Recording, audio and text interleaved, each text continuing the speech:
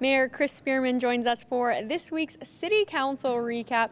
A big week, last week, this week, some big things happening at City Council. You guys have spent a little bit of time in council chambers going over a couple of things, but the operating budget for the next 4 years has been approved, decided with City Council. What were some of the key things you noticed that the city and the people were really focusing on? Was there anything you were surprised by that people were concerned about and council really had to focus on?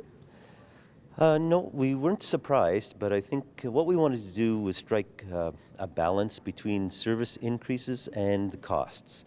So I think it was very important to sit down on the very first day. We've had the budget since October the 20th, and to really ask about efficiencies, to ask about headcounts, to ask how we're going to measure efficiency going forward in terms of metrics in departments.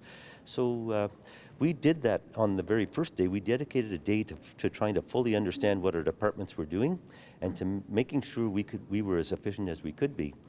Now, I think some of the disappointment for some groups was we didn't give them as much money as they asked for, but I think it's important to strike the right balance. And, we ended up with an increase. People will focus on that increase of 3.2%, but we actually cut back from what a lot of the requests were.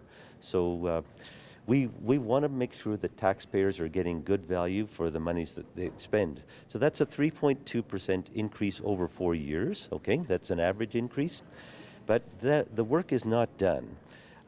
We're going to be revisiting the budget. We're going to be seeing where we are versus the budget each and every year. And we're going to continue to look for efficiencies.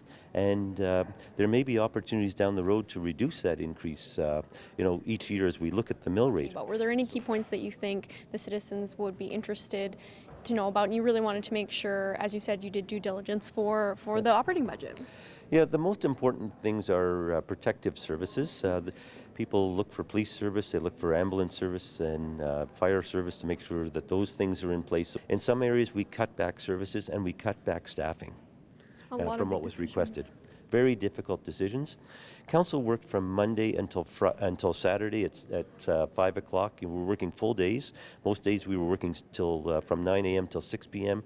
going through the budget. And then the piece that people didn't see was the piece we were working on out of the public view, where we'd go afterwards back to our offices and get prepared for the next day. Now that the operating budget has been put somewhat, not as long of days, hopefully now for you city councilors, but you had some guests this morning at City Hall, the YWCA, talking about preventing violence against women.